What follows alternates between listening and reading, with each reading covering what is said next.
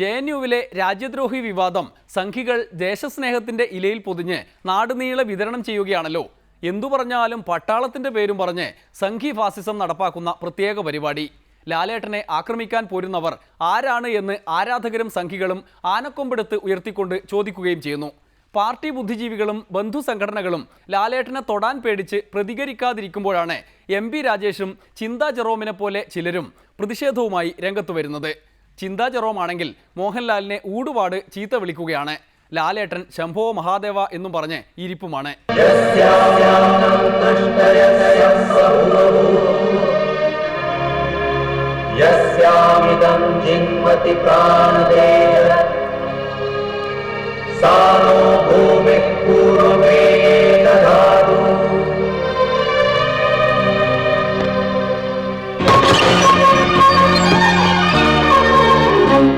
നമ്മളേറെ ബഹുമാനിക്കുന്ന, വ്യക്തിപരമായി ഞാൻ ഏറെ ആദരിക്കുന്ന മലയാളത്തിന്റെ പ്രിയപ്പെട്ട നടൻ മോഹൻലാൽ.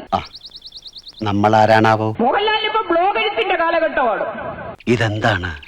കാവിലെ ഭഗവതി നേരിട്ട് പ്രത്യക്ഷപ്പെട്ടതാണോ? പക്ഷെ ചില സമയങ്ങളിൽ മാത്രമേ മോഹൻലാലിന്റെ പേന തെളിയൂ. സത്യം. ആ ശ്രീത്വം വിളങ്ങുന്ന മുഖം, അഴിഞ്ഞു വീണ കേശഭാരം, വാക്കിലും നടപ്പിലും അനുഭവപ്പെടുന്ന ദൈവിക ഭാവം. കമ്മ്യൂണിസ്റ്റ് പ്രസ്ഥാനങ്ങളെ, ഇടതുപക്ഷ പ്രസ്ഥാനങ്ങളെ പ്രതിസന്ധിയിലാക്കിക്കൊണ്ട് ലേഖനം എഴുതുവാനും ബ്ലോഗ് എഴുതുവാനും ലാലേട്ടന് ഇപ്പൊ ചെറിയ ആഗ്രഹം കൂടുതലാണ്. തമ്പുരാൻ, കണിമംഗലം കോവിലകത്തെ ജഗന്നാഥൻ തമ്പുരാൻ. കണ്ടാലും പറയും ഒരു തമ്പുരാൻ. കോലോമാൻ ചാളുടെ ബാല്യക്കാരനാ ആയിരിക്കും. മൂർത്തിയെക്കാളും വലിയ ശാന്തിയുള്ള കാല. മുന്നിന്ന് മാറുക തമ്പുരാൻ. നല്ലോണം കലക്കി ഒരു കപ്പ് ദേശസ്നേഹം കൂടി എടുക്കട്ടെ ലാലേട്ട എന്ന് ചോദിക്കേണ്ട അവസ്ഥയിൽ ഇപ്പൊ ചെറുപ്പക്കാരെത്തി നിൽക്കുകയാണ്. അഹങ്കാരത്തിന് കയ്യും കാലും വെക്കുക, എന്നിട്ട് പെണ്ണെന്ന് പേരും. നിനക്ക് ഞാൻ വെച്ചിട്ടുണ്ടോ ഈ കുറുമ്പത്തി? പട്ടാളത്തെ മഹിമപ്പെടുത്തിക്കൊണ്ട് JNUവിൽ നടക്കുന്ന ഐതിഹാസിക സമരത്തെ കാണുവാൻ മലയാളത്തിന്റെ പ്രിയപ്പെട്ട നടൻ മോഹൻലാലിന് കഴിയാതെ വരുമ്പോൾ ഇന്ത്യ, ലോകത്തിന് മുമ്പിൽ കേരളം സമ്മാനിച്ച അതുല്യ പ്രതിഭയായതുകൊണ്ട് ഞങ്ങൾ അങ്ങയെ ബഹുമാനിക്കുന്നു. പക്ഷേ ആ ബഹുമാനം എന്നും ഒരു ലൈസൻസ് ആയി കൊണ്ട് നടക്കുവാൻ മോഹൻലാൽ വിചാരിക്കരുത് എന്ന് മാത്രമേ ഞങ്ങൾക്ക് സൂചിപ്പിക്കാനുള്ളൂ. ശംഭോ മഹാദേവ. കേൾക്കുന്നവരെല്ലാം ശുംഭന്മാരാണെന്നാകുമോ ഇനി ദേശസ്നേഹികളുടെ എല്ലാം വിചാരം? സംഗതി എന്തായാലും ലാലേട്ടനോടുള്ള ചിന്തയുടെ ആക്രമണം കണ്ട് പേടിച്ചിരിക്കുകയായിരുന്നു സുരേഷ് ഗോപി. ഗോപി അണ്ണനിട്ടുള്ള പണി ഇപ്പോൾ വരുമോ എന്ന ആകാംക്ഷയിൽ സംഘികളും കാത്തിരിപ്പിൽ തന്നെ. ചിന്ത ഒട്ടും കുറച്ചില്ല. അതിരുവിട്ട് തന്നെ ആക്രമിച്ചു കളഞ്ഞു സുരേഷ് ഗോപിയെ.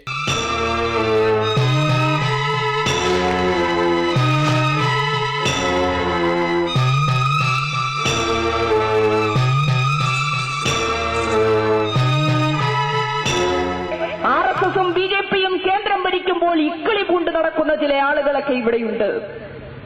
ആദ്യം ഇക്കിളി പൂണ്ടത് ഷിറ്റ് ഗോപിക്ക.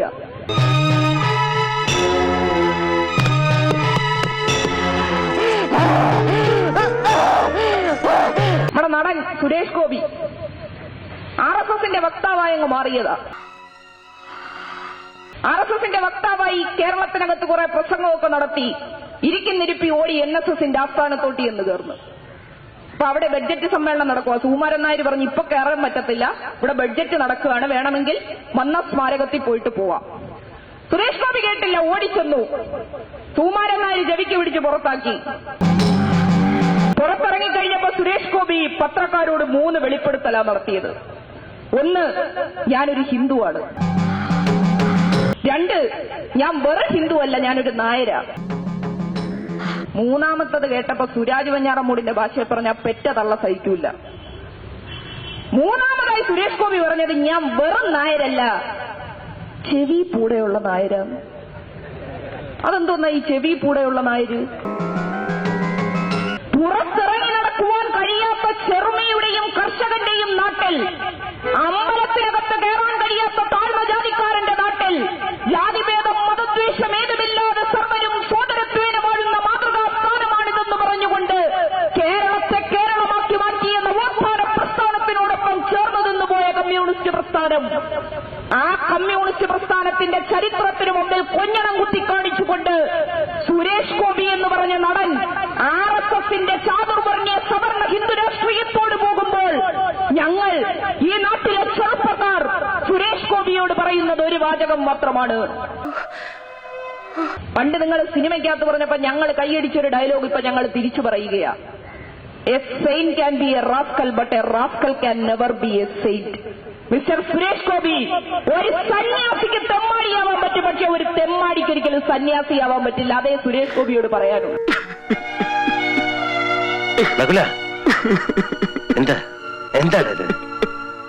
മിസ്റ്റർ സുരേഷ് ഗോപി, ഒരു സന്യാസിക്ക് തെമ്മാടിയാവാൻ പറ്റും, പക്ഷെ ഒരു തെമ്മാടിക്ക് ഒരിക്കലും സന്യാസിയാവാൻ പറ്റില്ല. എന്തായി കാണിക്കുന്നത്? Cool down, cool down, relax. Relax. ഒടുവിൽ സഹായിക്കാൻ ലാലേട്ടൻ തന്നെ വേണ്ടി വന്നു. ഇതെല്ലാം മോദി അണ്ണൻ കാണുന്നുണ്ടോ ആവോ? സുരേഷ് ഗോപിക്ക് വല്ല സീറ്റും കൊടുക്കണം. എന്നാൽ ലാലേട്ടന് അതൊന്നും വേണ്ട. ആനക്കൊമ്പ് മോഡലിൽ പലതും പ്രതീക്ഷിക്കുന്നുണ്ട്. ചുരുങ്ങിയത് ഒരു പത്മഭൂഷണെങ്കിലും. ഒരിടവേള കൂടി, അത് കഴിഞ്ഞ് ശിവൻകുട്ടിയുടെ വിജയം. അപ്പൊ ശരിക്കും വക്കീല് തന്നെയാണല്ലേ? കാണാനൊരു ലുക്കില്ലെന്നേ ഉള്ളൂ, ഭയങ്കര ബുദ്ധിയാ. എന്താ സാധാരണ എന്നെ പിടിച്ചകത്തിടാറുള്ളത്.